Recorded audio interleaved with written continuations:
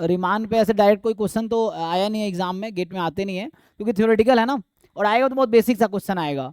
तो मेनली हम लोग देखते हैं कि रिमान मेनली इंटीग्रेबल है, कि कोई फंक्शन इंटीग्रेबल होगा या नहीं होगा, ये चेक करना है।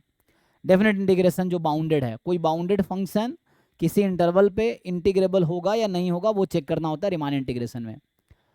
और ये इम्प्रॉपर इंटीग्रल है, ये उसके लिए होता है जो फंक्शन बाउंडेड नहीं है किसी इंटरवल में, या बीच में अनबाउंडेड है, या एंड पॉइंट पे अनबाउंडेड है, तो उसके लिए हम लोग इम्प्रॉपर इंटीग्रल देखते हैं। सो मैं भी रिमान इंटीग्रेशन कल स्टार्ट किया था, उसी को कंटिन्यू करता हूँ। तो यहाँ पे हम लोग स्टार्ट करेंगे।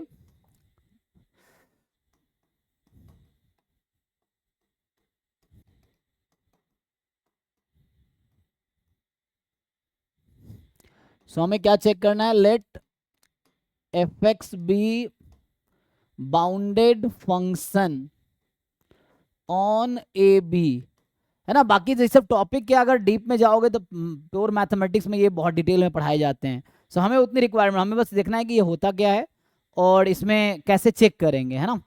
क्योंकि हम देखो यहाँ फिर से मैं कह रहा हूँ, हमारा मैथमेटिक्स यहाँ माइनर है, मेजर स्टैटिस्टिक्स जो हम लोग गेट स्टैटिस्टिक्स पढ़ा रहे हैं ना, अगर वही गेट मैथमेटिक्स में पढ़ाऊंगा तो बहुत डिटेल में, है ना, ये टॉपिक 1 महीने तक पढ़ाए जा सकते हैं चाहे तो, इतने, है ना। इसमें आगे बहुत सारे डिफरेंट है रिमान में, आगे जाके गेट मैथमेटिक्स है ना, मेजरेबल फंक्शन है, या मान लो क्या बोलते हैं उसको, रिमान इंटीग्रेशन, और क्या क्या इंटीग्रेशन होता है, इम्प्रॉपर हो गया, और लेवेक इंटीग्रेशन, तो ये सब मेजर थ्योरी में आ जाता है।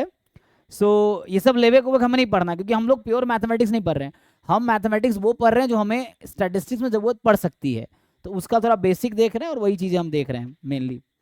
क्योंकि प्योर मैथमेटिक्स उनको पढ़ना है जो मैथमेटिक्स बैकग्राउंड के, उनका मैथमेटिक्स ही उनका बैकग्राउंड है, मैथमेटिक्स में आगे काम करना है।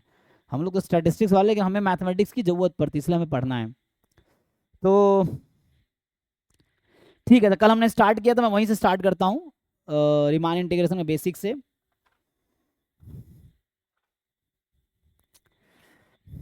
चलिए, हमने क्या कहा था कि ए बी कोई, ठीक है ना, क्लोज इंटरवल है, और कोई फाइनाइट फंक्शन बाउंडेड है इंटरवल ए बी पे, ठीक है।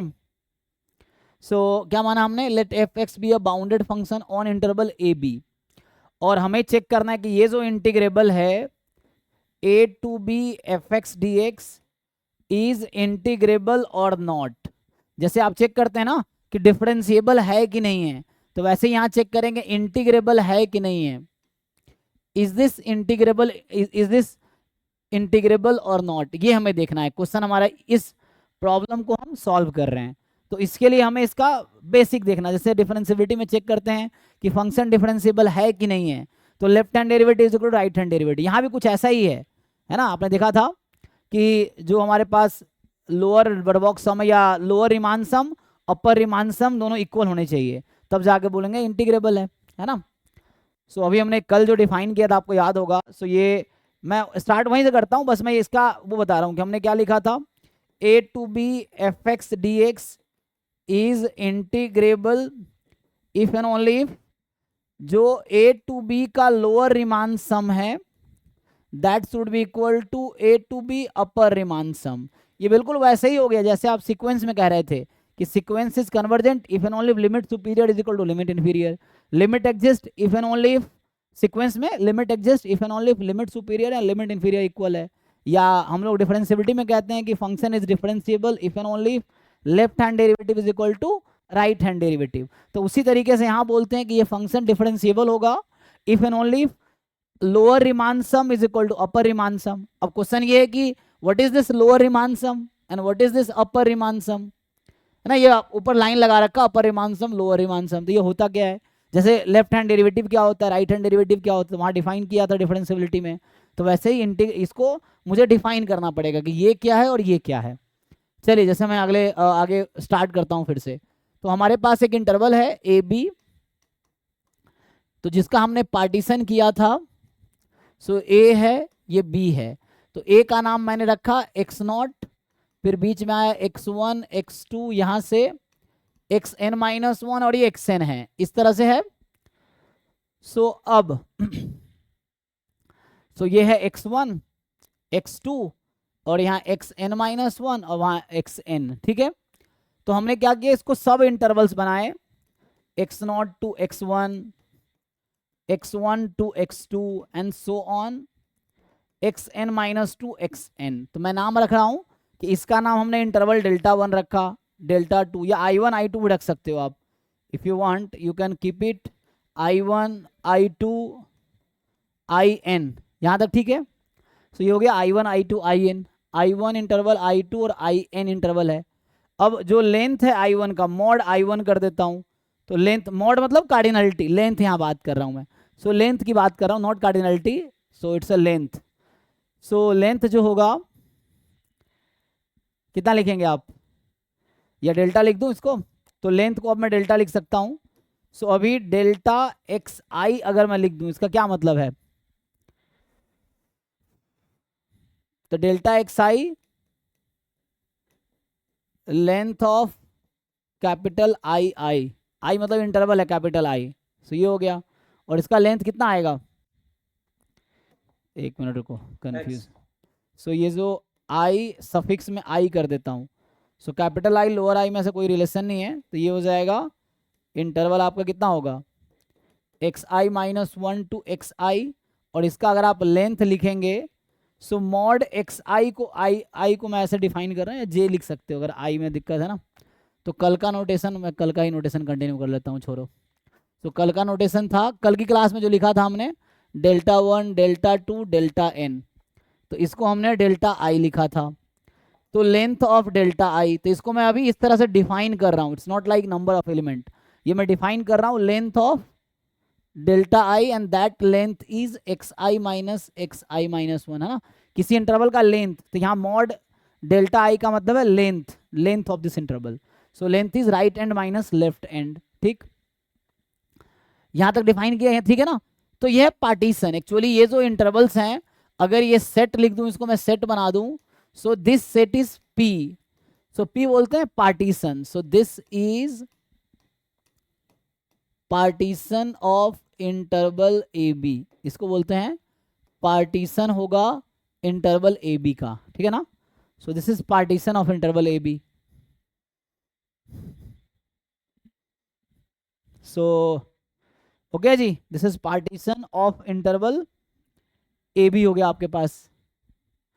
अब आगे मैंने क्या एक टर्म लिखे थे कि एक स्मॉल एम आई लिया था, एक कैपिटल एम आई, ये कुछ टर्म्स हैं जिसको मैं इंट्रोड्यूस कर रहा हूं। सो डेल्टा आई इंटरवल है, small m I capital m I, याद है किसी को कल क्या डिफाइन किया था मैंने इसको, स्मॉल एम आई का मतलब क्या लिया था मैंने, सो ये था minimum value of function f x जब एक्स बिलोंग कर रहा है इंटरवल डेल्टा आई में, this is the maximum value of f x when x belongs to interval delta i. फिर हमने आगे ये भी डिफाइन किया था कैपिटल एम और स्मॉल एम, ये क्या है, सो उसी पैटर्न में लिख देता हूं, small m and capital m. So what is small m, small m होगा minimum value of function when x belongs to whole interval a to b, capital m जब मैं यूज कर रहा हूं तो ये है maximum value of function when x belongs to a b. So these are the notations, एक बार चेक कर लो, delta means interval, small m आई डेल्टा आई इंटरवल पे minimum value, capital m I delta i पे मैक्सिमम वैल्यू, स्मॉल एम पूरे interval पे maximum minimum value, capital m पूरे interval पे मैक्सिमम वैल्यू, ठीक है भाई। अब इसके टर्म्स में आगे चीजें डिफाइन करूंगा मैं, है ना। स्मॉल एम आई की तो एन वैल्यूज आएगी, जी जी जी, M1 M2 Mn, जी ठीक है यहां तक, है ना। Small M1 M2 M3 Mn, small capital M1 capital M2 capital M2 capital Mn, n values आएंगी ईच इंटरवल है करस्पॉन्डिंग, क्योंकि डेल्टा 1 डेल्टा ना डेल्टा n है मेरे पास। सो ठीक है भाई, सो this was the partition of, हमने इंटरवल का पार्टीशन किया, ए बी इंटरवल का पार्टीशन किया यहाँ पे। चलो आगे मैं डिफाइन करता हूं, इसी में कंटिन्यू करूं तो सो ये तो हमारा क्वेश्चन था, ये थ्योरम है जिसको मैं अभी निकाल रहा हूँ ये होता क्या है। तो क्वेश्चन था इंटीग्रेबल कब होगा, तो ये इसका आंसर है कि लोअर रीमान सम अपर रीमान सम इक्वल हो। अब जैसे आगे मैं डिफाइन करूं तो एक मैं और लिखूंगा you f P. So you क्या है, यह है you f P, F function है, पी पार्टीशन है। यू का मतलब होगा, तो इसको बोलते हैं अपर डरबॉक्स सम, रीमान सम नहीं डरबॉक्स सम, ठीक है। सो स्पेलिंग क्या लिखा है, बी ओ यू एक्स, ठीक है ना। तो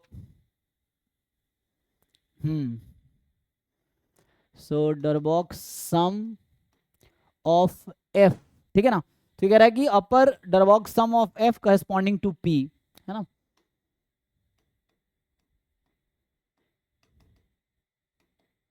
या इन पार्टीशन पी, इतना क्या लिखना है, इन पार्टीशन पी, ऐसे ही एक नोटेशन आएगा एल एफ पी, तो ये होगा लोअर डरबॉक्स सम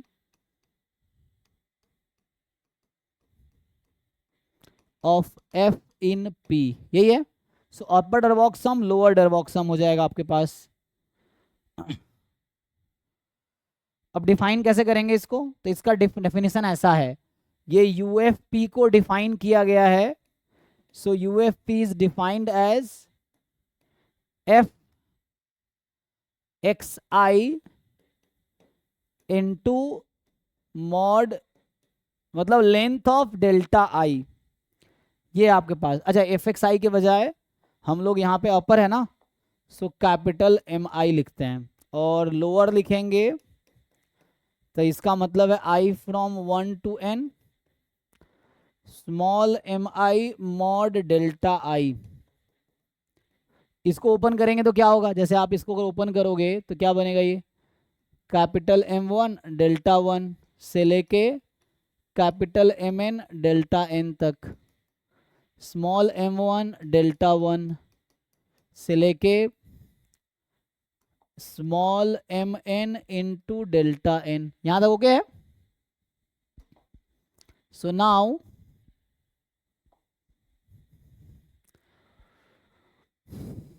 ये नोटेशन है। अब जो मैं टर्म लिख रहा था, जो मैं आपको कह रहा था कि lower Riemann sum upper Riemann sum, तो ये जो नोटेशन हम यूज कर रहे हैं, interval a to b this f x d x, so उसको बोलेंगे लोअर रिमान सम, ठीक है ना। ये लोग क्या लिखते हैं इसको, सो अपर इंटीग्रल ऐसा लिख रहा है, upper integral lower integral, okay.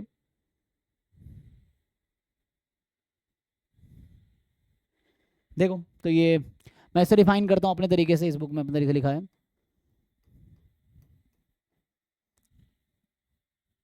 और ये होगा क्या, ये हम लोग लेते हैं लोअर रीमान सम है, सो अपर और लोअर बाउंड आ गया, तो लोअर रीमान सम इसका, तो ये होगा supremum of L f P, ठीक है। और जो अपर रीमान सम यहाँ जो मैं लिखना चाह रहा हूँ, ये जो टर्म आएंगे, so this term a to b this f x d x, so ये होगा लोअर सॉरी अपर, या रिमान इंटीग्रल भी, upper Riemann integral lower Riemann integral ऐसे कह सकते हो आप। सम करना सम कर लो, या इंटीग्रल लिखना इंटीग्रल लिख लो।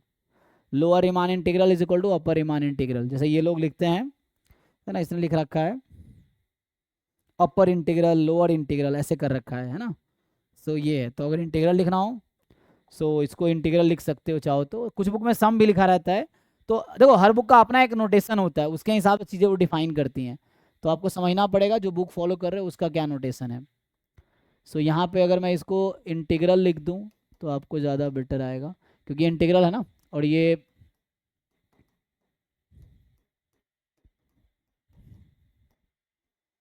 तो ये क्या होगा, तो एल एफ पी से यू एफ पी के बीच होगा ना।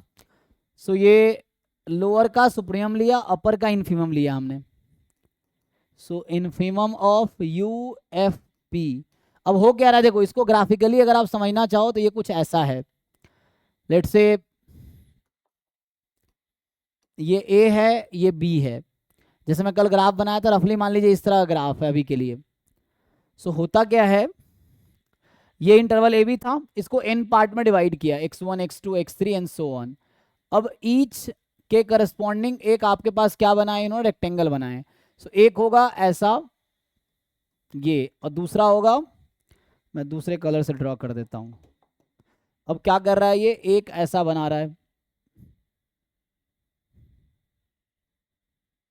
ठीक है। अभी ये मान लो, ठीक है, यहाँ पे तो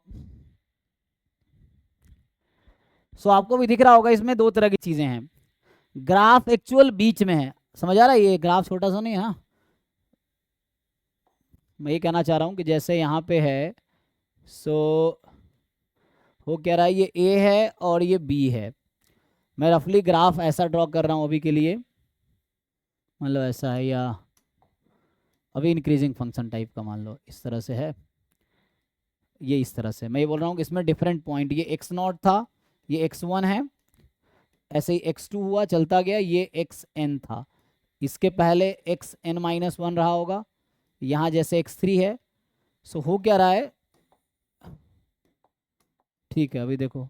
सो इसमें ये कह रहा हूँ जैसे मान लो एक इस तरह से बनाया गया, और दूसरे में क्या हो रहा है, दूसरे कलर से अगर लिखूँ मैं तो ऐसा है, दिस दिस दिस, है ना, यहाँ पे तो हो ही गया, तो ये इसके करस्पॉन्डिंग ऐसा लिख लो, पैरेलल होगा, हालांकि ये हो गया। तो मैं बोलना क्या चाह रहा हूँ कि जैसे और अगर पॉइंट्स लिखूँ मैं यहाँ पे, सर n इनफिनाइट होगा तो दोनों तो कर्व को टेंड कर देगा तो इक्वल हो जाएगा। जी वही चेक करना, अगर इक्वल हो गया तो हो गया काम।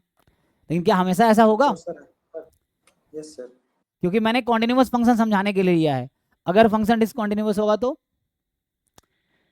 ये तो मैंने आपको समझाने के लिए कंटिन्यूअस लिया है ना, तो इसलिए आपको दिख रहा है हमेशा होगा, क्योंकि ये कॉन्टिन्यूअस फंक्शन है। तो ऐसा जहां पे होगा वो इंटीग्रेबल होगा, जहां पे नहीं होगा इंटीग्रेबल नहीं होगा। मैं लिखता हूँ कुछ एग्जांपल जहां इंटीग्रेबल नहीं है, आप चेक करना ना। तो चूंकि ये फंक्शन मैंने कॉन्टिन्यूअस लिया तो हमेशा इक्वल होगा, है ना, क्योंकि ये कॉन्टिन्यूअस। लेकिन समझना आपको कहना क्या चाह रहा हूँ मैं। सो होगा क्या, तो सर सारे कंटिन्यूअस फंक्शन पे हम डायरेक्टली बोल सकते हैं कि वो इंटीग्रेबल है। बाउंडेड कॉन्टिन्यूअस होगा तो जी तो कॉन्टिन्यूअस और बाउंडेड है तो हो जाएगा। हाँ, ये थ्योरम भी है, अभी आगे हम थ्योरम भी लिखेंगे। सो ठीक है ना। तो यहाँ पे होता क्या, आप समझिए, मैं ये कहना चाह रहा हूँ कि इस रेक्टेंगल का एरिया, इस रेक्टेंगल का एरिया, इस रेक्टेंगल का एरिया, इस रेक्टेंगल का एरिया, इसका एरिया, इसका एरिया और इसका एरिया, तो जो लोअर रेक्टेंगल्स हैं इसका एरिया ऐड किया तो ये लोअर रीमान इंटीग्रल आया था। और फिर आप जब ऐसा करेंगे, इसका एरिया फिर इसका एरिया लेंगे, ये वाले पार्ट का एरिया लेंगे, ये वाले पार्ट का एरिया ले रहे हैं हम, इस वाले पार्ट का एरिया ले रहे हैं और इस वाले पार्ट का एरिया ले रहे हैं, सो ऑन, ऐसा चल रहा है। तो जो ऊपर वाला पार्ट ले रहे हैं वो है एक्चुअली अपर रीमान इंटीग्रल। तो आप ऑब्वियसली देख पा रहे होंगे कि जो एक्चुअल एरिया है ग्राफ के अंडर का, तो जो लोअर रीमान इंटीग्रल उसकी वैल्यू कम होगी एरिया, और जो अपर वाला उसकी ज्यादा हो जाएगी, क्योंकि हम बाहर वाले पार्ट भी कवर कर रहे हैं। लेकिन जब हम n टेंस टू इन्फिनिटी लेते हैं, तो अभी n पार्ट में डिवाइड किया था, अब आपने इन्फिनाइट पार्ट में डिवाइड कर दिया, तो एक पार्ट का लेंथ लगभग 0 होगा, और लगभग 0 होगा इसका मतलब ये दोनों क्लोज आ जाएंगे, तो ये वाली लाइन और ये वाली लाइन लगभग कोइंसाइड कर जाएगा, तो ये फंक्शन पे ही आ जाएगा। तो अगर वो दोनों इक्वल है तो इंटीग्रेबल है, तो मतलब एरिया फाइनाइट आएगी एक्चुअली, क्योंकि इंटीग्रेशन एरिया ही है। तो ये लॉजिक है, इसी को मैथमेटिकली हमने उस तरह से लिखा है, ठीक है ना। तो हुआ क्या है कि जैसे हमने कहा कि ये वाला जो मिल रहा है अपर बाउंड, ये अपर रीमान इंटीग्रल इसका जो आया तो उसका इन्फिमम ले लिया हमने। इन्फिमम मतलब क्या होता है, लिस्ट अपर बाउंड। और ये जो नीचे वाला पार्ट यहाँ चल रहा है, इस वाले पार्ट को ऐड किया, इसका सुप्रीमम ले लिया, तो सुप्रीमम तो इसके ग्रेटेस्ट लिस्ट अपर बाउंड क्या होगा, supremum greatest lower bound, infimum ले लिया ना। तो इन्फिमम लिया इसका हमने, चेक करो एक बारी, इन्फिमम किसका लेंगे, ये अपर वाले का इन्फिमम लेंगे, लोअर वाले का सुप्रीमम लेंगे, हाँ या ना, चेक कर लो भाई ना जी। लोअर वाले का सुप्रीमम, अपर वाले का इन्फिमम लेंगे ना, तभी तो वो कोइंसाइड करेगी। कोइंसाइड करवाना ना मुझे, तो ये वाले अंडर एरिया और इस वाले का अंडर एरिया कोइंसाइड करवाना है, इक्वल करवाना है, तो उसका लोअर बाउंड लेना पड़ेगा। और इसका क्या लिया हमने यहाँ पे, देख लो, तो यहाँ पे क्या किया है, जो लोअर वाला उसका सुप्रीमम लिया, ठीक है ना। तो जो लोअर वाला उसका सुप्रीम लिया, तो जितने अपर बाउंड है उसका लिस्ट अपर बाउंड लिया हमने, और यहाँ से अपर वाले का इन्फीमम लिया है, अपर वाले का हमने इन्फीमम लिया है, ठीक है। और जब n टेंस टू इन्फिनिटी होगी तो ये दोनों कॉन्साइड कर जाएगी तो इंटीग्रेबल हो जाएगा। तो ये लॉजिक है, इसी को मैथमेटिकली लिखने की कोशिश की गई। आप देखा m1 डेल्टा 1, m2 डेल्टा 2, ये जो है तो यही डेल्टा आई लेंथ है और वो हाइट है। तो फर्स्ट रेक्टेंगल का एरिया, सेकेंड रेक्टेंगल का एरिया, थर्ड रेक्टेंगल का एरिया एंड सो ऑन। ये जो था है ना, तो ये अपर वाला है, तो m1 लार्जर वाली साइड ले रहे हैं, और m जो यहाँ पे है ना, तो एक जैसे इसमें बात करूँ मैं, तो ये छोटी वाली साइड है और ये बड़ी हो जाएगी, तो उसके करस्पॉन्डिंग दोनों हम कवर कर रहे हैं। सो कैपिटल m1 डेल्टा 1, तो m1 delta 1, m2 delta 2, mn delta n। सो दोनों एक्चुअली इनडायरेक्टली रेक्टेंगल का एरिया है। अब क्या करना है हमें, हमने इस वाले का इन्फीमम लिया, यूएफपी वालों का इन्फीमम लिया, इसकी इन्फीमम और लोअर वाले का सुप्रीमम, दोनों इक्वल आ जाएगा तो हम बोलेंगे कि वो इंटीग्रेबल है। That's all. ये लॉजिकली डेफिनेशन बनाया गया है मैथमेटिकली इंटीग्रेबल फंक्शन का, क्योंकि मुझे पता है कि डेफिनेट इंटीग्रेशन किसको रिप्रेजेंट करता है, एरिया अंडर अ कर्व, है ना। जो डेफिनेट इंटीग्रेशन है that represent area under a curve over x axis. So जो फंक्शन बाउंडेड है एंड कॉन्टिन्यूअस है तो वो तो हमेशा रिमान इंटीग्रेबल होगा, ठीक है। सो बाकी मैं आगे आता हूँ, तो यही चीज मैंने वहां लिखा था, तो आगे लिखा था हमने कि वापस डेफिनेशन है, हालांकि वो थ्योरम लिखा हुआ मैंने, वो डेफिनेशन है रीमान इंटीग्रेबल का। स्पेलिंग सही लिखता हूँ ना, आर ई है आर आई, एक तो इसके स्पेलिंग इन लोगों का ना ऐसा ही रहता है। सही है ये, हाँ सही है ना। तो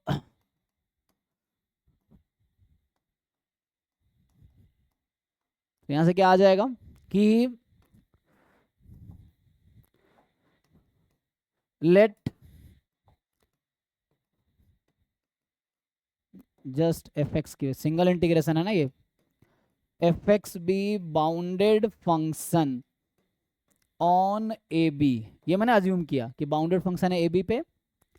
सो let f x be bounded function on a b, then ये जो एफ एक्स है या is Riemann integrable on a b if and only if वही a to b lower Riemann integral is equal to upper Riemann integral, ठीक है। और ऐसा होगा तो left hand limit is equal to right hand limit, अगर दोनों equal है तो limit exist and equal to the limit of the function, तो सेम होगा। तो उस केस में बोलेंगे देन उस केस में होगा आगे कि ये दोनों इक्वल हो जाएगा, है ना। तो फंक्शन अगर रीमान इंटीग्रेबल है, सो क्वेश्चन ठीक है ना, यहाँ पे कोई दिक्कत तो नहीं किसी को, देख लो। और इसका डेफिनेशन क्या है, इसमें एक क्वेश्चन लिखता हूँ उससे मैं कैलकुलेट करूंगा तो आपको समझ आएगा। दो क्वेश्चन लिखूंगा, सो हम लोग ये अभी एक क्वेश्चन में कैलकुलेट करेंगे इस चीज़ को। सो इनडायरेक्टली रेक्टेंगल का एरिया है अपर वाले का, ये लोअर वाले पार्ट का लेके, और उसके बाद हमने वो किया है। सो रीमान इंटीग्रेबल होगा, तो इसका मतलब ये है कि दैट इज कि a to b f x d x exist if and only if this is equal to this. तो ये बिल्कुल वैसे ही है जैसे limit exist if and only if left hand limit equal to right hand limit, तो वैसे ही है। Lower Riemann integral equal upper Riemann integral, तब बोलेंगे इंटीग्रल एग्जिस्ट कर रही है, या इसकी वैल्यू है ना, या रीमान इंटीग्रेबल है, इसी को दूसरे का रीमान इंटीग्रेबल होगा और ऐसा होगा।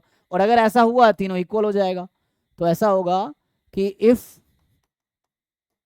F x is Riemann integrable on a b, तो क्या हो जाएगा देन ऑब्वियसली जो आपका यही लोअर रीमान है a to b f x d x is equal to a to b upper Riemann f x d x, और यही वाली इक्वल आएगी a to b f x d x को, जो आप 11th-12th में कैलकुलेट करते थे। तो 11th-12th में आप चेक करेंगे तो ऐसा कोई फंक्शन नहीं है जो अनबाउंड। अब मैं आपसे एक सिंपल सा क्वेश्चन पूछता हूँ, -1 to 1 1/x dx कितना आएगा ये,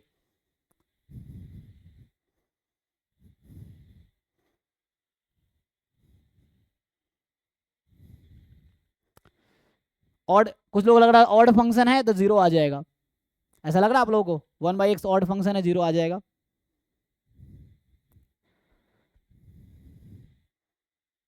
हाँ है ना? सर ये नॉन इंटीग्रेबल फंक्शन है। हाँ 11 12 में भी सर हम चेक करते थे, उसका तरीका अलग था। जैसे एफ एक्स जी एक्स का दो फंक्शन, जैसे e to the power x by x, तो हम उसका कर्व को देखते थे कि कंबाइंड कोई बाउंडेड रीजन एक्स एक्सिस के साथ अगर दे रहा है, क्योंकि e to the power x 1 by x का कर्व इंटरसेक्ट ही नहीं हो रहा था, तो एरिया बना नहीं रहा था, तो हम बोल देते थे नॉन इंटीग्रेबल। जी, तो वहां भी हम दूसरे तरह से चेक करते नहीं बिल्कुल थे, सही। एरिया देख के। हाँ तो अगर आप ऐसे करें तो अच्छी बात। देखिए तो 1/x यहाँ ना तो कॉन्टिन्यूअस है और ना ही बाउंडेड है, सो 1/x is not bounded on this interval and 1/x bounded नहीं है इस इंटरवल। पहले पहला कंडीशन रिमांड इंटरवल था कि फंक्शन बाउंडेड होने चाहिए, 1/x 0 पे अनबाउंडेड हो गया, so this function is not Riemann integrable, और 0 तो आएगा ही नहीं, डज नॉट एग्जिस्ट आएगा, सो ये रिमान इंटीग्रेबल नहीं है फंक्शन, क्योंकि पहली बात 1/x बाउंडेड नहीं है -1 से 1 में, दूसरी बात कि ये कॉन्टिन्यूअस भी नहीं है -1 से 1 में। चलो कॉन्टिन्यूअस है नहीं, बाउंडेड तो रिक्वायरमेंट था हमारा कि -1 से 1 में बाउंडेड होना चाहिए, 0 पे अनबाउंडेड हो जाएगी ये। तो आप इसको ब्रेक करेंगे, तो ब्रेक करेंगे तो पता चलेगा कि ये 1/x dx और 1/x dx ये भी इंटीग्रेबल नहीं है, क्योंकि फिर से ये -1 से 0 में अनबाउंडेड है, 0 पे अनबाउंडेड हो जाएगा, तो ये भी नॉट इंटीग्रेबल है, दोनों इंटीग्रेबल नहीं है, तो ये दोनों इम्प्रॉपर इंटीग्रल है। This is improper integral, this is improper integral, जो कि आगे हम डिस्कस करेंगे।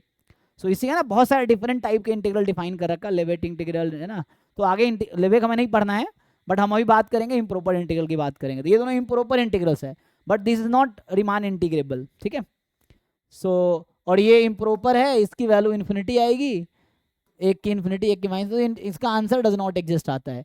सो आपको समझना है कि हम जो भी रिमान इंटीग्रेबिलिटी की बात कर रहे हैं वो बाउंडेड फंक्शन में बात कर रहे हैं, कि फंक्शन बाउंडेड होना जरूरी है। चलिए एक क्वेश्चन लिखता हूं मैं आपके लिए, अभी आप ट्राई कीजिए। जैसे एक क्वेश्चन है, जैसे एक क्वेश्चन ये है कि f x is equal to, आपको दे रखा है इन्होंने, देखो एफ कह रहा है कि एक फंक्शन है, मैंने डिफाइन किया 0 1 से r में, ठीक, और एफ एक्स क्या डिफाइंड है, एफ एक्स इन्होंने डिफाइन किया है 0 when x is rational, 1 when x is irrational. अब आपको बताना है कि क्या ये फंक्शन रिमान इंटीग्रेबल है।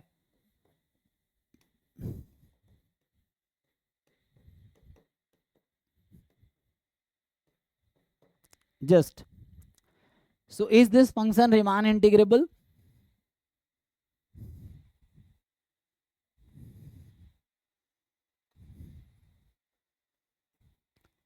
तो हम लोग डेफिनेशन से अभी चेक करेंगे, ठीक है। सो हमें देखना है क्या ये फंक्शन रिमान इंटीग्रेबल है कि नहीं है। तो आप निकालिए, आपको क्या चेक करना पड़ेगा इसके लिए कि व्हाट इज, अच्छा कहाँ पे चेक करना है, 0 1 डोमेन दे रखा है 0 1 पे, है ना। सो कहाँ पे, ऑन 0 1, तो ये आपको बात कर रहा है ऑन इंटरवल 0 1। आप ध्यान दीजिए ये बाउंडेड फंक्शन है, this is a bounded function on 0 1, ठीक है ना। लेकिन इंटीग्रेबल नहीं है। क्यों नहीं है, तो हमें देखना पड़ेगा लोअर रिमान सम क्या है इसका और अपर रिमान सम क्या है इसका। अब बताइए upper Riemann sum lower Riemann sum, पहले अपर रिमान सम लिखता हूं। So what is the upper Riemann sum of this function and what is the lower Riemann sum of this integral? What is the upper Riemann sum? What is the lower Riemann sum?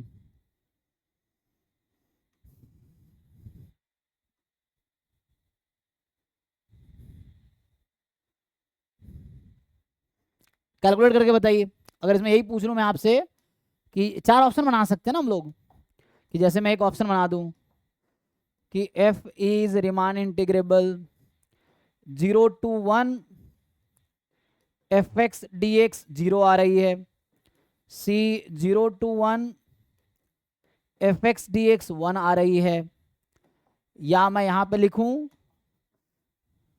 ठीक है, D option है, ऐसे ही बना लो। So d option है lower Riemann sum 0 to 1 f x d x क्या है,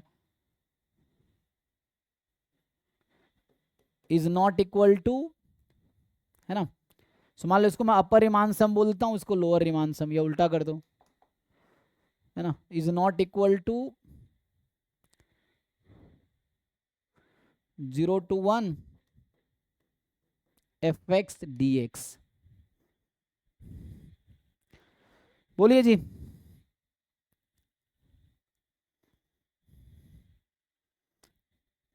व्हाट इज दिस वैल्यू? इसका मतलब ये बोलना चाह रहा है कि रीमान इंटीग्रेबल है और इंटीग्रेशन करके 1 आएगा।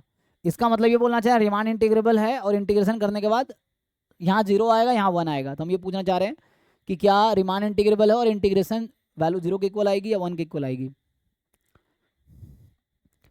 चेक करो अगर डेफिनेशन समझ आया आप लोगों को तो। ये वाला लॉजिक लगा रहे हैं हम, तो हमें ये निकालना है ये क्या था। सो दैट वाज एक्चुअली, सो पहले आपको LFP UFP निकालना पड़ेगा, फिर LFP का सुप्रीमम लेंगे, UFP का इन्फीमम लेंगे तो आ जाएगा। LFP UFP निकालने के लिए कैपिटल MI और स्मॉल mi चाहिए, फिर डेल्टा I चाहिए। तो एक एक करके पहले डिफाइन कीजिए, है ना, ये सब पहले डिसाइड करना पड़ेगा। आगे मैं थ्योरम्स दिखाऊंगा अभी। सो इसको मैंने यूज़ नहीं किया ना, स्मॉल m कैपिटल M को अभी मैं यूज़ करता हूँ, पहले इसको देखते हैं। चलिए देखिए मैं यहाँ पे करता हूँ कैलकुलेट। तो चेक कीजिए, जैसे ये इंटरवल है 0 to 1, यहाँ पे x1 क्योंकि x0 तो ये खुद ही है, x1 x2 xn minus 1 xn। सो यहाँ पे जो डेल्टा xi फिर से वही है, डेल्टा xi तो वही है कि xi माइनस 1 टू xi, और सर x1 x2 जो है रेशनल नंबर लिए ना, x1 x2 कोई रियल नंबर है। रेशनल पॉइंट पे ब्रेक नहीं किए। नहीं नहीं, आप किसी भी पॉइंट पे कर लीजिए, कोई दिक्कत नहीं है। आप रेशनल पे कर लीजिए, इरेशनल पे कर लीजिए, कोई दिक्कत नहीं है।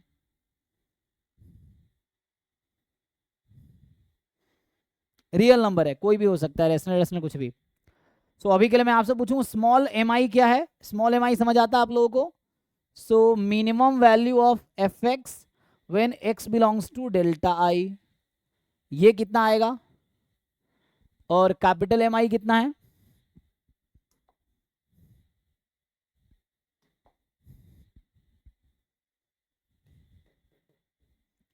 Maximum value of fx when x belongs to delta i।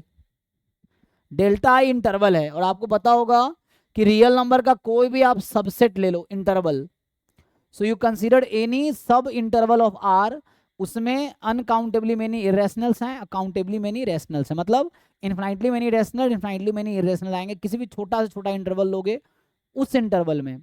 तो आप मुझे बताओ फंक्शन की इस इंटरवल में फंक्शन की मिनिमम वैल्यू क्या होगी और इस इंटरवल में फंक्शन की मैक्सिमम वैल्यू क्या होगी। देख के बताओ, फंक्शन देख के। Sir 0 and 1। हाँ, है ना, सो वेरी ऑब्वियस ना, क्योंकि इस इंटरवल में इन्फाइनटली मेनी रैशनल्स भी है और इन्फाइनटली मेनी इरेशनल्स भी है। तो corresponding to each rational the function will give you value 0, corresponding to each irrational the function give you value 1, and you have to choose the minimum 1। तो minimum 1 is the 0, maximum 1 is the 1।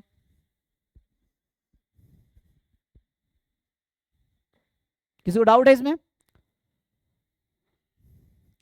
किसी भी सब interval लेंगे R का, उसमें infinitely many rational, infinitely many irrationals हैं। सो 0 1 आ गया। सर mi जो है वो तो n वैल्यूज देगा ना, m1 m2 करके। जी जी, और सबकी वैल्यू 0 जीरो आएगी, तो सबकी 0 आएगी। ओके। ठीक है ना, for all I from 1 to n, for all I from 1 to n। अब यहां से आप निकालिए इसके अकॉर्डिंग mi आ गया ना।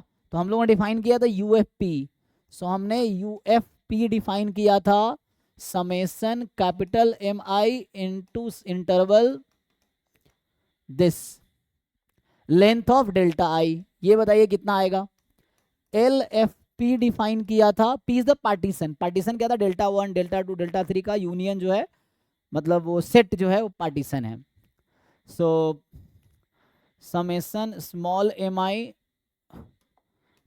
Length of delta i. So P यहाँ पे है सेट है containing delta 1 delta two delta n, ठीक है ना, ये सेट पी है जो कि पार्टीशन है, this is partition of interval a b, ठीक है। हाँ आगे बताइए। सर 1 0। तो सिंपल है ना, जब आप एम आई की वैल्यू सबकी 1 है तो ये बन जाएगी delta I, I from 1 to n, और यहाँ स्मॉल एम आई 0 है तो यहाँ 1 into delta I, this into delta I, I from 1 to n. तो length of delta 1 plus length of delta 2 plus length of delta 3 and so on plus length of delta n, तो ये सब मिलके ए b का length नहीं आ जाएगा। अगर आप डेल्टा 1 इंटरवल ये है, डेल्टा 2 इंटरवल ये है, ये डेल्टा एन इंटरवल है, length of delta 1, length of delta 2, length of delta 3 and up to length of delta n, तो सब ऐड होके ये पूरा लेंथ नहीं आ जाएगा। और ये पूरा लेंथ क्या है, ये 0 है, ये 1 है, तो लेंथ 1 हो गया। सो यहाँ से वैल्यू आ गई टोटल 1, और ये तो 0 टाइम समथिंग 0, 0 का सम 0। अब बताइए ये कांस्टेंट यूएफपी वो की लेंथ नहीं, वो एरिया रिप्रेजेंट कर रहा है। कौन एरिया रिप्रेजेंट कर रहा है? वो सिग्मा वाला डेल्टा, ये नहीं, सिग्मा वाला फंक्शन जो कम है, सिग्मा 1 इंटू डेल्टा आई। सिग्मा कहाँ लिखा, मैंने सिग्मा लिखा ही नहीं कहीं।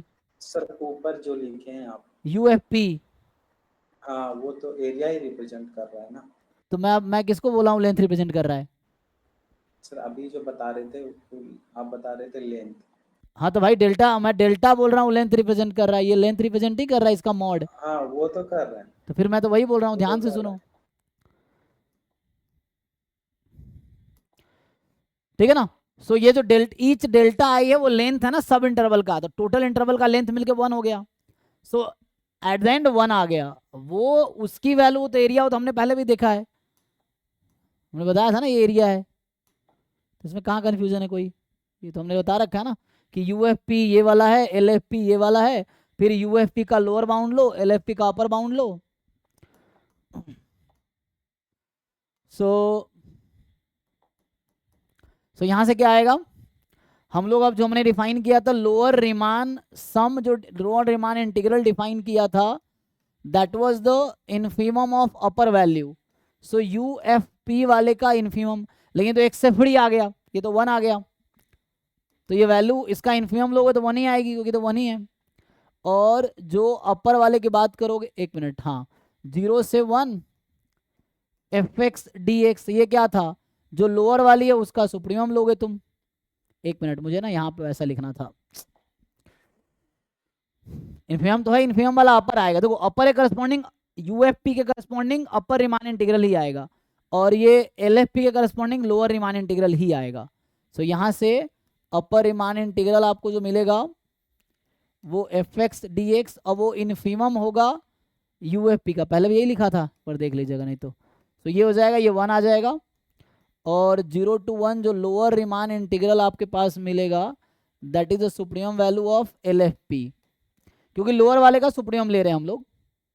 सो एलएफपी, सो लोअर वाले का अपर बाउंड, और है ना infimum is a lower bound, infimum एक लोअर बाउंड है, सुप्रीमम एक अपर बाउंड है, लेकिन सुप्रीमम ये कि सबसे अपर बाउंड छोटा से छोटा वाला अपर बाउंड है, इन्फीमम क्या है, लोअर बाउंड लेकिन सबसे बड़ा वाला लोअर बाउंड है, ये चीज़ है। सो ये 1 आ जाएगा, ये 0 आ जाएगा, दोनों अलग अलग आ गया। तो हमने कहा था कि फंक्शन इंटीग्रेबल तभी हो सकता है जब upper Riemann integral and lower Riemann integral दोनों सेम आने चाहिए, लेकिन डिफरेंट आ गया यहाँ पे, तो इसलिए इंटीग्रल। तो मैं बस एक आइडिया बता रहा हूँ कैसे चेक करना है, वरना कोई मुश्किल सा क्वेश्चन है उसमें चेक करने बहुत टाइम लगेगा आपको, और वैसा क्वेश्चन गेट में आया है और आएगा भी नहीं जिसमें आपको आधे घंटे लगेंगे प्रूफ करने में। तो ये बस एक समझना है कि इंटीग्रेशन का कॉन्सेप्ट कहाँ से आया, तो यहाँ से इन्होंने इस तरह से डिफाइन किया, फिर आगे जनरलाइज होता चला गया, जो रिमान इंटीग्रेबल नहीं है वो इम्प्रॉपर में चेक करते हैं, इम्प्रॉपर में नहीं, आगे बहुत सारी चीज़ें हैं, डिफरेंट डिफरेंट टाइप के डिफाइन किया इन्होंने। तो इससे ये समझ आया कि ये इंटीग्रेबल नहीं है और ये तो होगा नहीं, तो ये सही है ना। तो ये पूछ रहे थे क्या होगा, तो अपर वाला 1 आएगा, लोअर वाला 0 आ गया। सो इसीलिए इंटीग्रेबल नहीं है ये। एक दूसरा क्वेश्चन देखते हैं। अच्छा, इसमें अगर कुछ रिजल्ट मैं आपको डिस्कस करूँ, यहाँ पे जब मैं लिख रहा था, जैसे कैपिटल एम थ्योरम ये है, कैपिटल एम क्या था, अपर बाउंड था ना।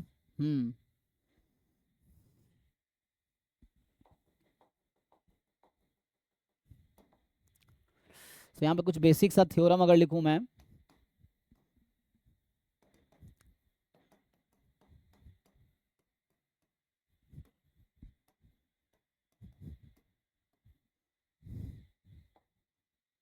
so let fx be a bounded function on ab and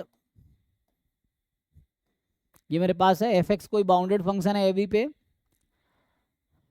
और वही चीजें हैं, फिर हमने वही इंटरवल को डिफाइन किया था, पता है ना, पार्टीशन जो था मेरे पास डेल्टा 1 से लेकर डेल्टा n, ये पार्टीशन है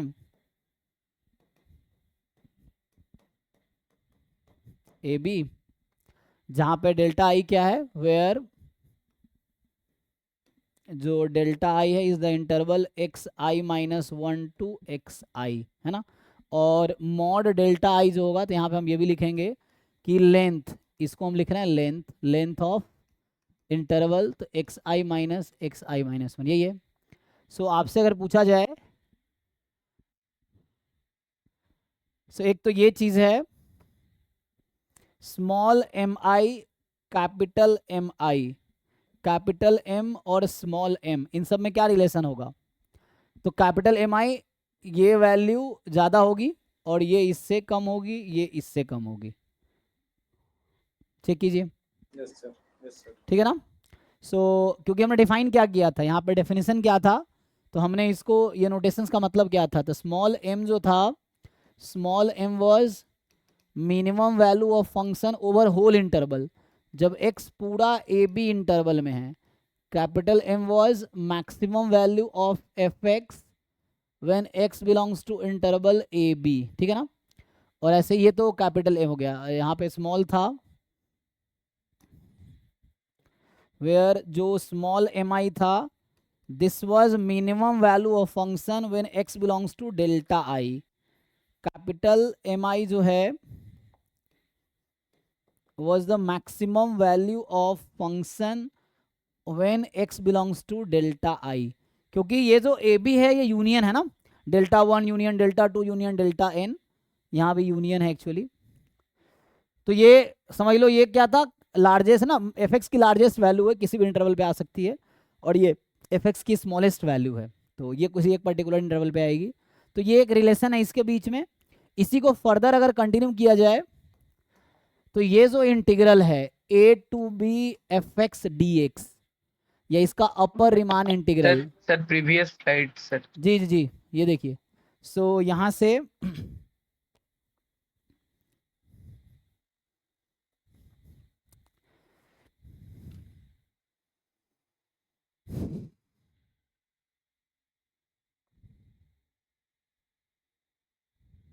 ओके सर, ठीक है ना।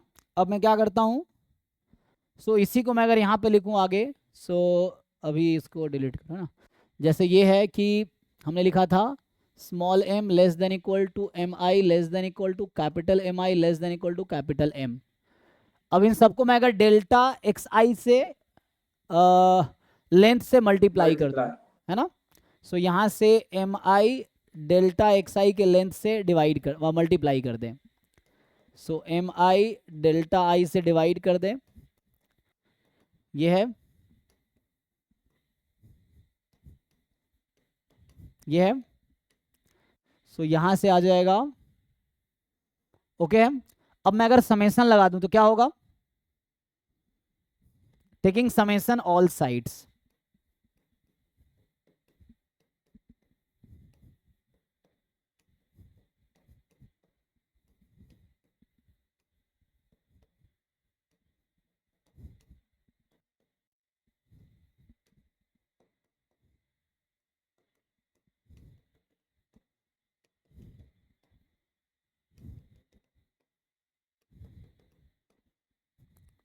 सो बताओ जो लेफ्ट मोस्ट है वो किसके इक्वल आएगी,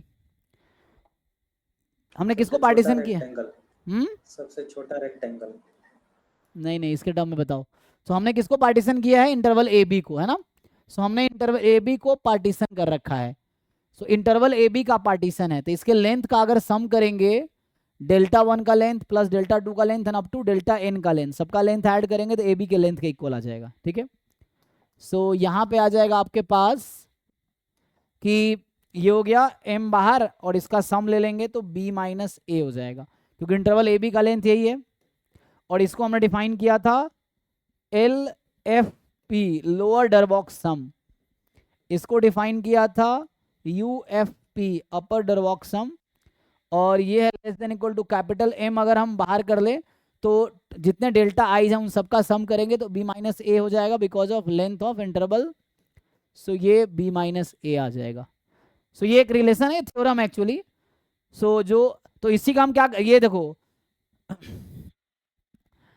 सो इसका जब हम लोग सुप्रीमम लेते हैं तो, और इसका जब इन्फीमम लेते हैं, इन्फीमम लेंगे तो पीछे आएगी, सुप्रीमम इसका आगे जाएगी, दोनों कॉन्साइड कर गया तो इसका मतलब वो रिमान इंटीग्रेबल है, कॉन्साइड नहीं किया तो रिमान इंटीग्रेबल नहीं है। ठीक है, देख लीजिए।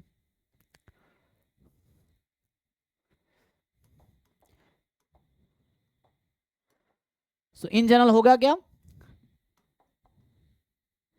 इवन इफ, इसी को मैं अगर कंटिन्यू करूं, even if I take supremum of this, तो इन जनरल जो सुप्रीमम वैल्यू है इसकी एल एफ पी की वो लेस देन इक्वल टू होगी infimum value of you f p in general. ठीक है ना। सो सुप्रीमम ना, यहाँ पे एफ पार्टीशन की बात कर रहे हैं हम लोग, और partition. So supremum of this, कोई भी पार्टीशन लेंगे उस पर ना, पार्टीशन से बात कर रहे हैं, तो इसकी जो सुप्रीमम वैल्यू होगी और इसकी जो इनफीमम वैल्यू होगी, दोनों क्या हो जाएगी। अभी इन जनरल ऐसा है क्योंकि छोटा है ना, तो सुप्रीमम लेंगे तो लेस देन इक्वल टू हो सकता है। अब वही हम चेक कर रहे थे, ये जब ये इक्वल हो जाएंगे तो रिमान इंटीग्रेबल हो जाएगा, और इसी को हमने नाम दिया था, so this was the lower Riemann sum a to b f x d x, lower Riemann integral, and this was the upper Riemann integral, है ना। And when both becomes equal we say it is Riemann integrable. तो जब ये दोनों equal आ जाते हैं then we say both are it is Riemann integrable. ठीक है जी, देख लीजिए। ये जस्ट एक रिलेशनशिप हमने जनरल लिखा है, थ्योरम्स के टर्म नोटेशंस को रिलेट किया हमने, जितने भी डिफाइन किए थे उसको हमने यहाँ पे रिलेट किए हैं। So upper Riemann integral, lower Riemann integral, तो लोअर हमेशा छोटा होगा, लेस देन और इक्वल टू, और इक्वल हो गया तो उससे आ जाएगा। ठीक है जी।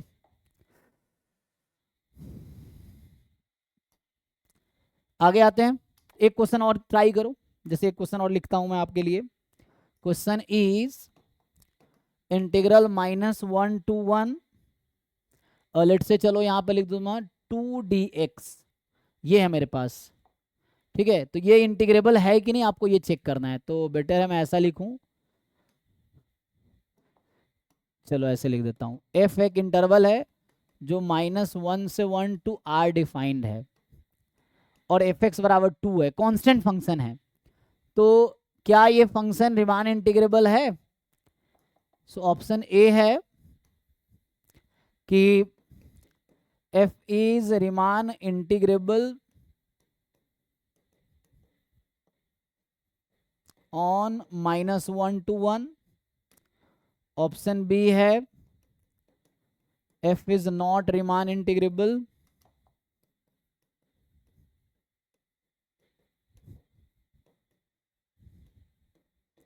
-1 to 1। ऑप्शन सी है जो लोअर रिमान सम होगा -1 से 1 में एफ एक्स डी एक्स का, वो कितना आएगा, यहाँ से 4 आएगा, एंड डी यहीं पे लिख देता हूँ कि जो अपर रिमान सम है -1 अपर रिमान सम जो होगा दैट इज ऑल्सो 4। आइए इसको चेक करते हैं, जस्ट डेफिनेशन को वेरीफाई कर रहा हूँ, जो मैंने लिखे हैं रिजल्ट्स उसी को मैं वेरीफाई कर रहा हूँ, सो दैट आप समझ पाओगे जितने नोटेशंस थे वो कैसे यूज हो रहे हैं। तो के लिए आसान फंक्शन लिखा मैंने सर ACD हाँ ACD। ठीक है ना, तो ये इजी है, इसको आप सॉल्व सही करें आप, तो यहाँ से आंसर ACD आएगा, ये दोनों इक्वल होंगे इसलिए रिमान इंटीग्रेबल है। सो बट कैसे इसको स्टैब्लिश करेंगे, उसी तरीके जैसे मैंने किया था अभी वैसे ही आ जाएगा। चलिए तो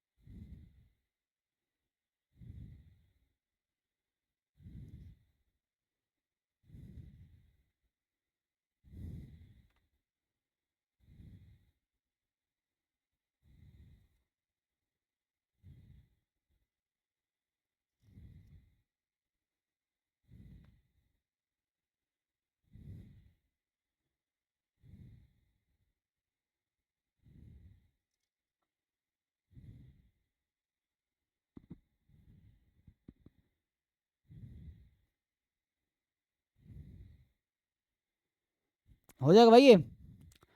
उसी में एफ एक्स, अगर 2 की जगह मैं एक्स कर दूं तो भी कर पाओगे?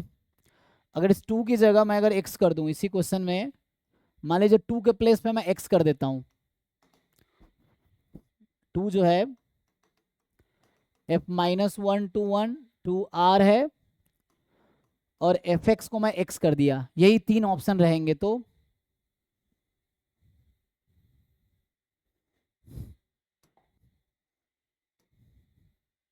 क्या करेक्ट होगा इसमें?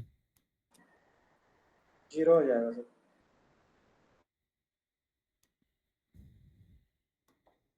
है ना, इंटीग्रेबल होगा। Yes sir. हालांकि थ्योरम भी लगा सकते हो, इसमें ये गलत हो जाएगा, ये गलत हो जाएगा, सिर्फ ए सही होगा, है ना। अब डेफिनेशन लगा के देखो, नहीं तो मैं करके दिखाता हूँ डेफिनेशन से। सो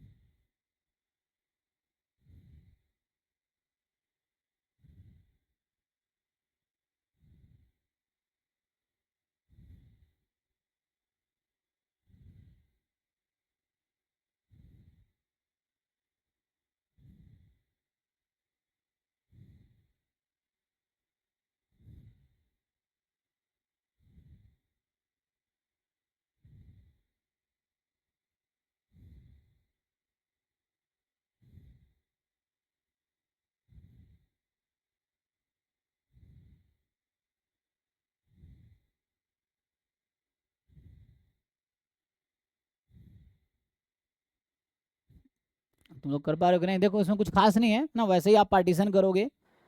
so you will partition similarly, और तो यहाँ पे तो कुछ खास है ही नहीं, -1 से 1 को पार्टीशन करोगे तो ये हो जाएगा। और यहाँ पे एक्चुअली होगा क्या, जो स्मॉल एम आई लिख रहे थे या कैपिटल एम आई लिख रहे थे, कैपिटल एम लिख रहे थे या स्मॉल एम लिख रहे थे, ये सब यहाँ पे इक्वल आ जाएगा, है ना।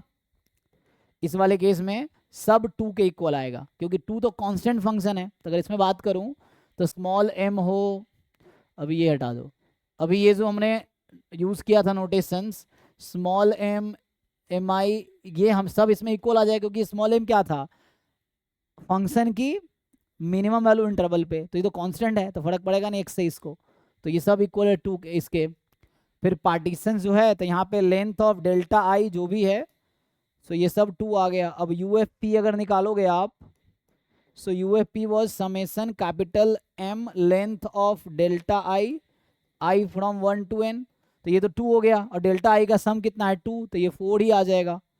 एल एफ पी निकालोगे, so this was summation small m, अच्छा यहाँ पे एम आई लिख दो, small m i into delta i, and again ये एम आई तो 2 ही है तो बाहर आ जाएगा, ये भी 4 हो जाएगा। अब कांस्टेंट है तो सुप्रीम इन्फिमम इक्वल ही हो जाएगा ना, तो यहाँ से दोनों इक्वल हो गया, तो इसीलिए lower Riemann sum upper Riemann सम, जबकि यहाँ पे मैं कह रहा हूँ लोअर -1 से 1 लोअर रिमान सम एफ एक्स डी एक्स, ये जो होता था लोअर है ना, लोअर रिमान सम, सुप्रीमम लेंगे एल एफ पी का, supremum of L f P, और ये 4 ही आना है।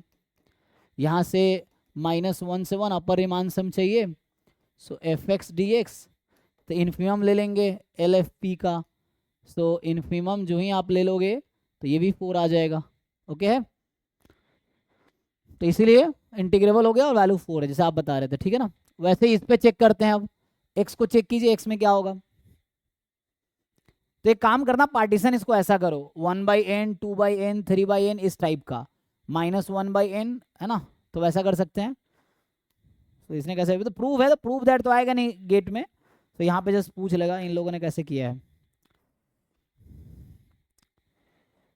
इसने पार्टीशंस लिए हैं, हाँ वैसे ही लिया है, वन है ना, 1/n 2/n 3/n ऐसा पार्टीशन कंसिडर किया है।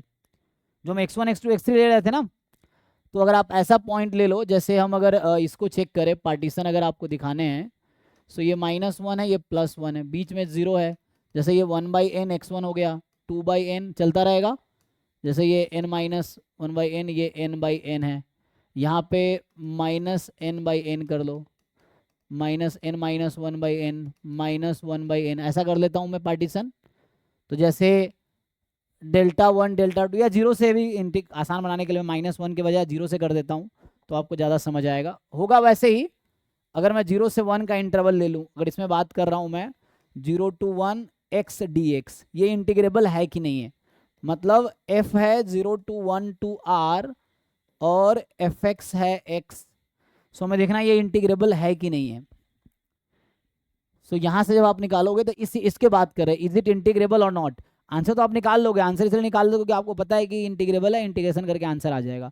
लेकिन यहाँ क्वेश्चन जैसे x² का डेरिवेटिव 2x है, ये कब पता चला, जब पहले तो चेक किया होगा कि डिफरेंशिएबल है कि नहीं है, डिफरेंशिएबल है तो डेरिवेटिव 2x है। तो वैसे ही अभी हम ये चेक करें इंटीग्रेबल है कि नहीं है, इंटीग्रेबल तो है, तो इसलिए आप x²/2 करके इंटीग्रेट कर लोगे तो 1/2 आंसर आ जाएगी, है ना, इस तरीके से। सो हमें अभी चेक करें इंटीग्रेबल है कि नहीं, हम वही चेक कर रहे हैं कि इंटीग्रेबल है या नहीं है, ठीक है जी।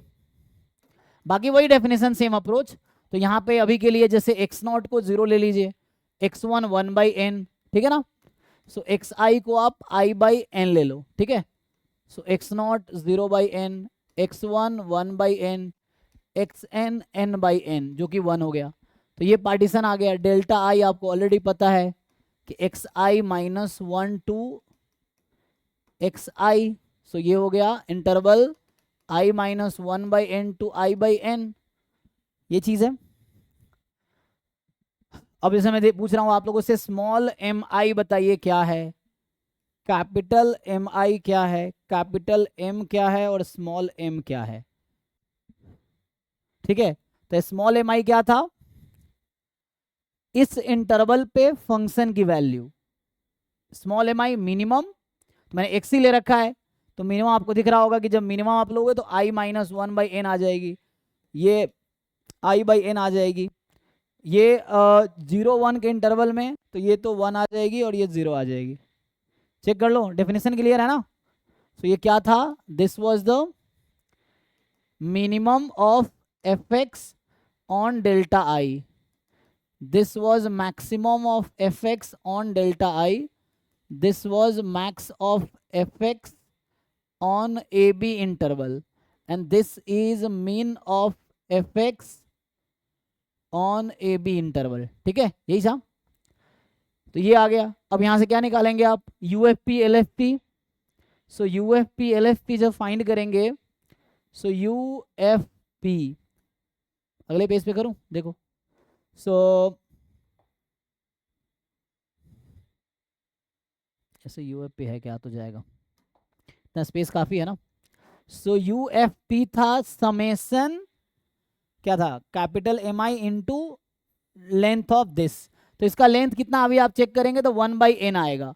तो जब इसका आप सम करोगे, कैपिटल MI डेल्टा I का length I from 1 to n, so capital MI कितना है i/n, तो वो रख देंगे, डेल्टा I का लेंथ 1/n, तो 1/n बाहर, तो 1/n² बाहर, समेशन I हो जाएगा 1 to n, चेक कीजिए MI है i/n, इसे ही पुट कर दिया, तो summation of I from 1 to n आएगा n इंटू n -1 n+1, सो n इंटू n+1/2 और ऑलरेडी n² है, तो ये वैल्यू आ गई UFP की। ऐसे ही LFP निकालिए, तो LFP तो क्या 1 होती by है, n स्क्वायर कैसे निकाले, हाँ 1 by n स्क्वायर, जी, डेल्टा I का लेंथ कितना है, 1 by n, तो 1/n ये हो गया आपके पास डेल्टा I का लेंथ, बाहर आ गया। कैपिटल MI कितना है, I by n, तो रखिए यहाँ पे i/n, तो n दोनों का बाहर कर लिया डिनोमिनेटर वाला,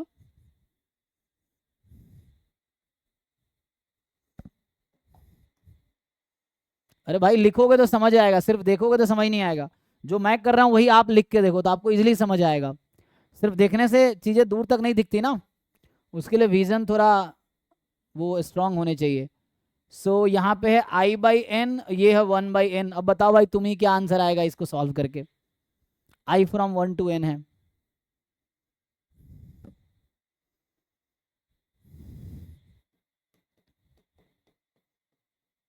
ठीक है जी, देखिए n similarly n n cancel हो जाएगा।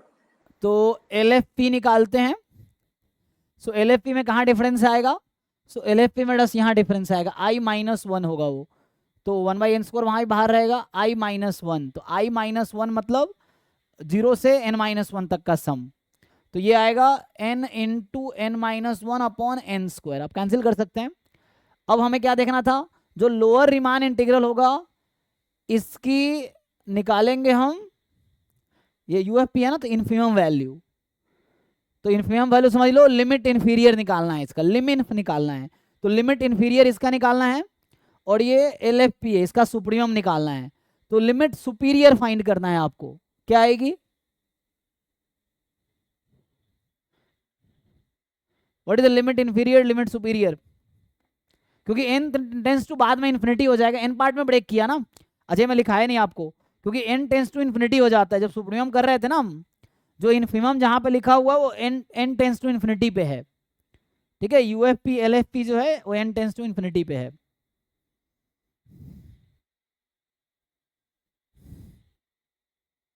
1/2 आएगा।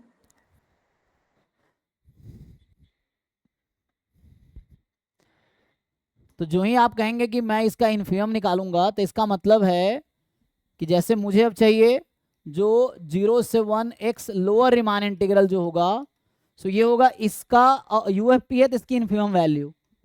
तो infimum of n into n+1/2n²। अब n यहाँ कोई भी लार्ज है ना, हमें क्या करना है, इन्फिमम वैल्यू चाहिए इसकी, कि सबसे छोटी वैल्यू क्या हो सकती है। यहाँ पे n टेंस टू इन्फिनिटी होगा, उसी पे बात करेंगे हम लोग, तो वहाँ लिखना पड़ेगा वहाँ पे मुझे ना, जब लिखा है मैंने। सो उस पर infimum value n tends to infinity, limit निकालना है, समझिए आप इनडायरेक्टली लिमिट आपको फाइंड करना है। सो लिमिट फाइंड करेंगे, कितने आएगी ये 1/2। Yes sir. और ऐसे ही 0 से 1 ये निकालेंगे, सो x dx लिमसुप निकालना है, सुप्रीमम इंटेंसिटी, और ये आ जाएगा n इंटू n-1/2 का सुप्रीमम वैल्यू। तो लिमसुप निकालना है, 2n² सर, 2n²। तो यहाँ से नीचे 2n², तो ये भी 1/2 आ गया, तो दोनों इक्वल हो गया, इसका मतलब इंटीग्रेबल है, और इस इंटीग्रेशन का आंसर हाफ आएगा। तो ये प्रूफ है कैसे आता है, आप लोग जो करते हैं वो डायरेक्ट इसका यूज करते हैं, है ना। सो ये प्रूफ है कि ऐसा क्यों हो रहा है। सो दिस इंटीग्रल, अभी आपने क्या देखा, 0 to 1 x dx actually half आएगा यहाँ से क्योंकि n के टर्म में लिखा ना मैंने, इसलिए हमने इन्फिमम लिया उस इंटरवल्स पे। तो हमें इंटरवल के लेंथ को लगभग 0 कर देना है ना, मतलब n टेंस टू लार्ज कर देंगे तो इंटरवल का लेंथ कम हो जाएगा। So for the large n,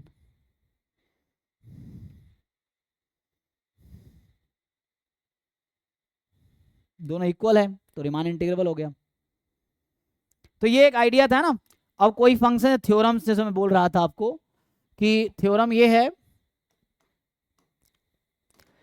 if f is continuous, ये वन वे थ्योरम है just, continuous on a b, then f is integrable. तो इंटीग्रेबल मतलब रिमान इंटीग्रेबल, अगर कहीं लिखा हुआ है सिर्फ इंटीग्रेबल मतलब रिमान इंटीग्रेबल है ना, इसका मतलब है Riemann integrable.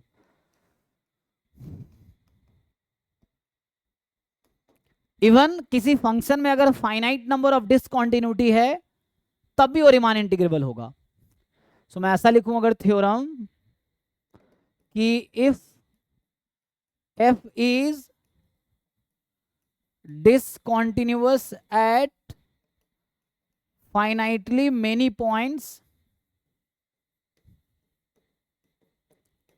in interval AB, मतलब फाइनाइटली मेनी पॉइंट को छोड़ के बाकी हर पॉइंट पे कॉन्टिन्यूअस है, इसका ये मतलब है कि function is discontinuous at finitely many points of a b, still ये फंक्शन क्या होगा, इंटीग्रेबल होगा। Then f is integrable. जो 0 1 वाला क्वेश्चन हमने किया था वो किसी भी रियल नंबर पे कॉन्टिन्यूअस नहीं है, मतलब वहां पॉइंट ऑफ डिसकॉन्टिन्यूटी पूरा सेट ऑफ आर है जो कि अनकाउंटेबल सेट है, तो इसलिए वो वहां पे इंटीग्रेबल नहीं हुआ था. So f is discontinuous at finitely many points in AB, then f is integrable on AB. तो ये चीज बोलना चाह रहा है. इवन इस फाइनाइट को हम काउंटेबली मेनी पे भी ले जा सकते हैं. तो ये थ्योरम कहता है कि अगर काउंटेबली मेनी पॉइंट्स पे भी डिसकॉन्टिन्यूअस है तब भी ये इंटीग्रेबल होगा. तो एक बार देख लेता हूँ क्या लिखा है इन लोगों ने.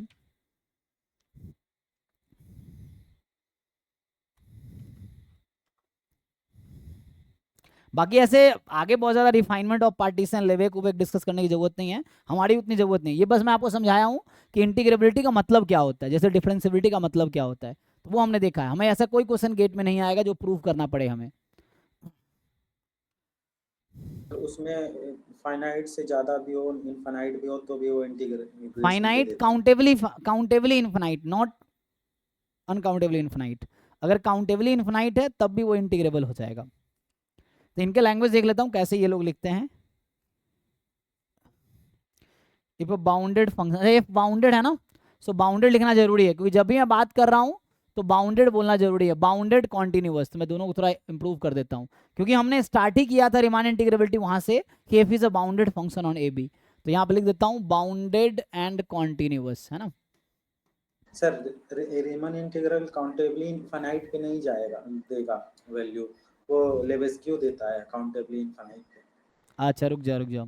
तो यहाँ से क्या करते हैं, सो फंक्शन बाउंडेड है एंड डिसकॉन्टिन्यूअस, है ना. A bounded function discontinuous at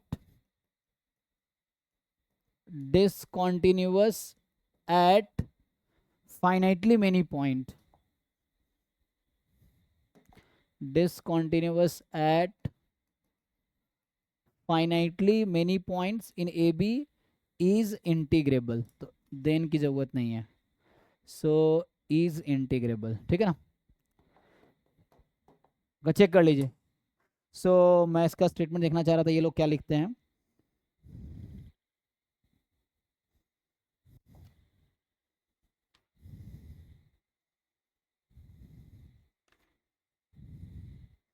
बाकी बहुत सारे रिजल्ट्स हैं. एफ इंटीग्रेबल है तो एफ स्क्वायर भी इंटीग्रेबल होगा, इस तरह से है.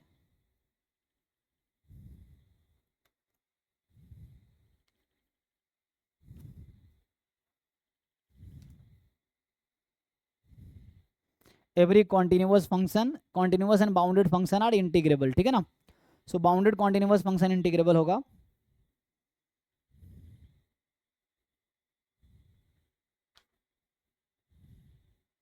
if f is monotonic on AB then integrable on AB. so ये सब थोड़े रिजल्ट है, छोटे ना. बाउंडेड मोनोटोनिक है, सो ये कहना चाह रहा है कि कॉन्टिन्यूअस मोनोटोनिक बोलेगा ना. मोनोटोनिक तो मतलब कंटिन्यूअस ही होना.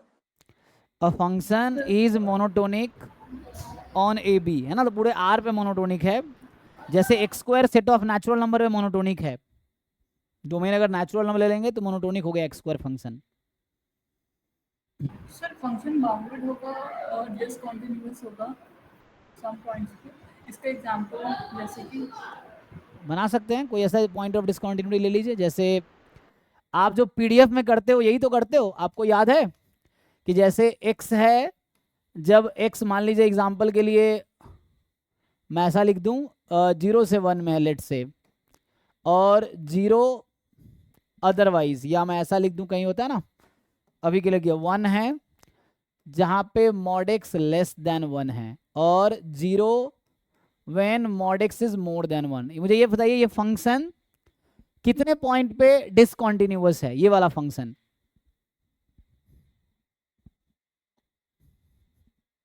अब मैं आपसे पूछना चाह रहा हूं कि ये फंक्शन जो मैं डिफाइन कर रहा हूं ये -2 से 2 अप टू r है, ठीक.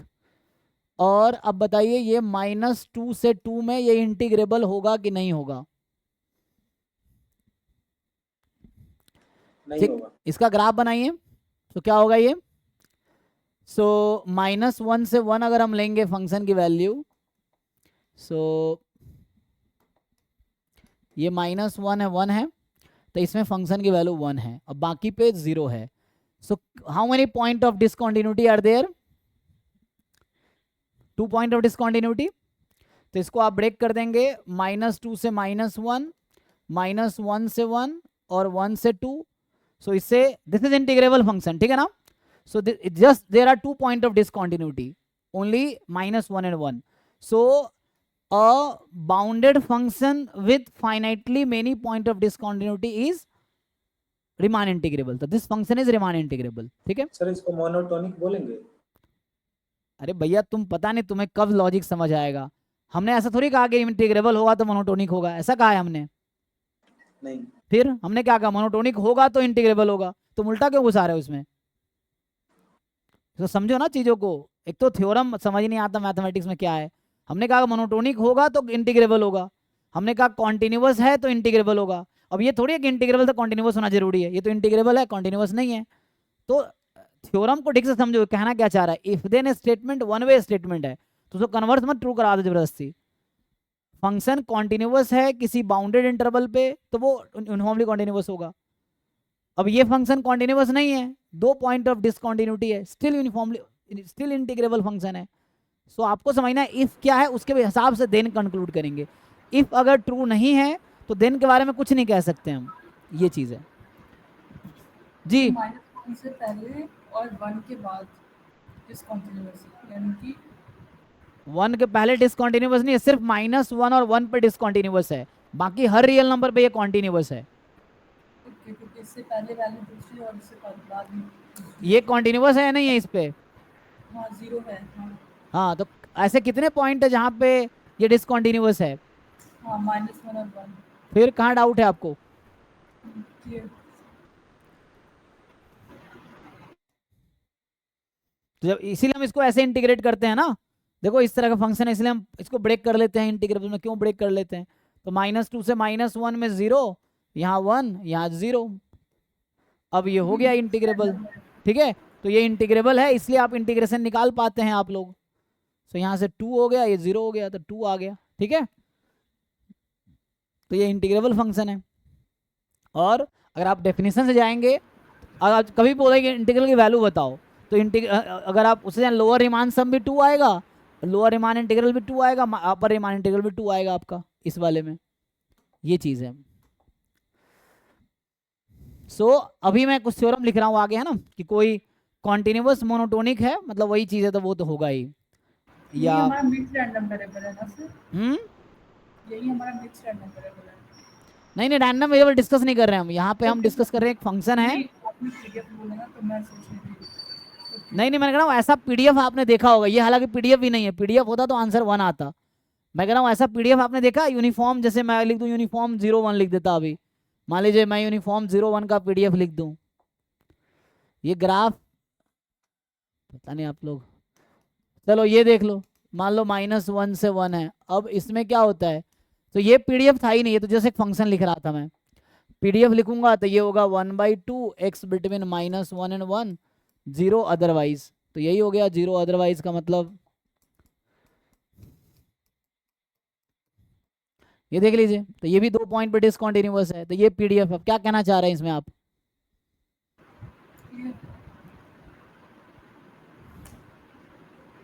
ये सर क्लियर है. ओके. सो ये फंक्शन भी इंटीग्रेबल है. तभी तो आप, अगर आपसे पूछता है प्रोबेबिलिटी बताओ -2 से 2 पे, तो इसको आप इंटीग्रेट करते हैं ना. -2 से 2 में इंटीग्रेट करेंगे. fx dx को सपोर्ट तो -1 से 1 है, तो आप फिर क्या करते हैं, -1 से 1 में इसको 1/2 रख देंगे आप dx. तो यहाँ से 1 आ गया आंसर इसका. तो इस लॉजिक से 1 आ जाता है.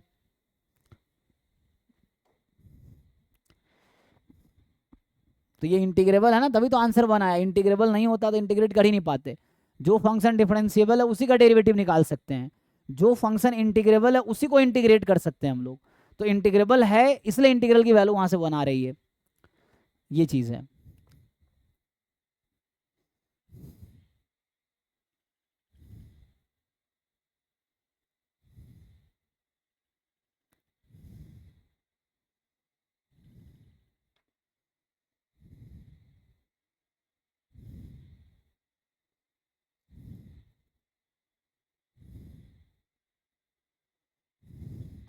मतलब ऐसा फंक्शन है जहाँ पे रैशनल पे भी वो डिसकंटिन्यूअस है, स्टिल वो डिमांड इंटीग्रेबल है। बट ठीक है, थ्योरम जस्ट फाइनाइट के लिए लिखा हुआ है इन लोगों ने, है ना, ये थ्योरम्स जस्ट फाइनाइट के लिए है। सही है, हाँ। तो आगे बाकी वही था कि मोनोटोनिक है ए बी पे तो इंटीग्रेबल हो ही जाएगा, ठीक है। अब अगर मैं आगे लिख दूं, जैसे मैं यहाँ पे थ्योरम लिख रहा था कि कॉन्टिन्यूअस है, इसी में एक और थ्योरम ऐड कर देता हूँ, तो ये थ्योरम हो गया, if F is, sir monotonic function में फाइनाइट डिसकंटिन्यूटीज हो सकता है ना? मोनोटोनिक फंक्शन में हो सकता है, सो बाउंडेड मोनोटोनिक फंक्शन होगा। So if F is bounded monotonic function on AB, close interval AB, then it is integrable on AB, है ना। या इतना लिखने के बजाय मैं लिखता a bounded monotonic function, simply ना, a bounded monotonic function on AB is integrable, simple, is integrable. तो जितने भी आप फंक्शन को इंटीग्रेट करते हैं वो सब इंटीग्रेबल फंक्शन है, इसलिए आपने जितने भी क्लास 11 12 में अब तक इंटीग्रेशन के क्वेश्चंस किए जिसका फाइनाइट आंसर आता था, वो जितने भी इंटीग्रल्स हैं वो सब इंटीग्रेबल था, इसलिए आप इंटीग्रेट कर पाए उसको, है ना। तो जितने भी इंटीग्रल्स आपने निकाले हैं वो सब इंटीग्रेबल फंक्शंस है, इसलिए इंटीग्रेट कर पा रहे हैं। बाकी ये मेनली जो रीमान इंटीग्रेबल जो डेफिनेशन है ये बाउंडेड फंक्शन के लिए ही डिफाइंड है, बाकी हम आगे आएंगे। अभी हम जैसे इम्प्रॉपर इंटीग्रल अब डिस्कस करेंगे, तो इस पर कोई गेट में क्वेश्चन आया नहीं अभी तक, ये बस समझाने के लिए था। अगर आता है तो स्टेटमेंट बेस इस तरह के थ्योरम्स ही ऑप्शन में आएंगे, ABCD होगा, इस तरह के थ्योरम्स होंगे, या वैसे ही कोई आसान सा एग्जाम्पल पूछ लेगा आपसे कि, है ना। गेट स्टैटिस्टिक्स में एक भी क्वेश्चन नहीं आया अभी तक इस टॉपिक पे, या आप मुझे अभी दिखा नहीं है, हो सकता होगा लेकिन मुझे दिखा नहीं अभी तक। सो ठीक है भाई, तो आज हमने इंट्रोड्यूस किया कि इंटीग्रेबिलिटी होती क्या है, रीमान इंटीग्रेबिलिटी क्या है, या कोई फंक्शन को इंटीग्रेबल कब बोलते हैं, जैसे डिफरेंशिएबल होता है वैसे ही इंटीग्रेबल कब बोलते हैं। तो आज यहीं स्टॉप करते हैं हम लोग, और अभी डाउट क्लास होगी, बाकी जिनके डाउट्स हैं वो रुक सकते हैं, बाकी लोग जा सकते हैं, है ना।